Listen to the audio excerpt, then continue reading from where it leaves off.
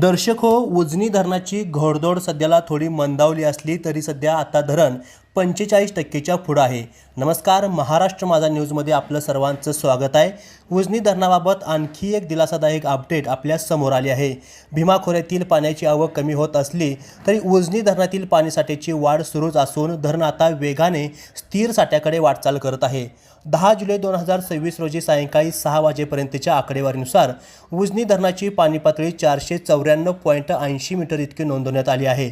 धरणातील एकूण पाणीसाठा 88.23 TMC झाला असून उपयुक्त पाणीसाठा 24.57 TMC म्हणजेच 45.87% इतका झाला आहे. आज सकाळच्या तुलनेत अवघ्या 12 तासात धरणाचा उपयुक्त पाणीसाठा 1.47 TMCची वाढ झाली आहे. त्यामुळे धरणाची भर कायम असल्याचे चित्र आपल्याला दिसत आहे. दौंड बंधाऱ्यावरून सध्याला 14,062 क्युसेक वेगाने भीमा नदीतून पाण्याची आवक सुरू आहे. मागील काही दिवसाच्या तुलनेत आवक लक्षणीयरित्या कमी झाली असली तरी आधीच्या मोठ्या आवकेचा फायदा उजनी धरणाला होत असून पाणी साठ्यात वाढच होत आहे.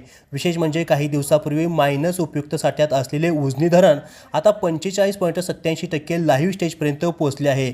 हा साठा खरीप हंगाम, सिंचन आणि पिण्याच्या पाण्याच्या दृष्टीने मोठा दिलासा देणार आहे. आता सर्वांचे लक्ष पुढील पावसावर आहे. त्यासोबत जर भीमा खोऱ्यात पुन्हा जोरदार पाऊस झाला तर उजनी धरणाच्या पाणीसाठ्यात आणखी चांगली वाढ होण्याची शक्यता आहे.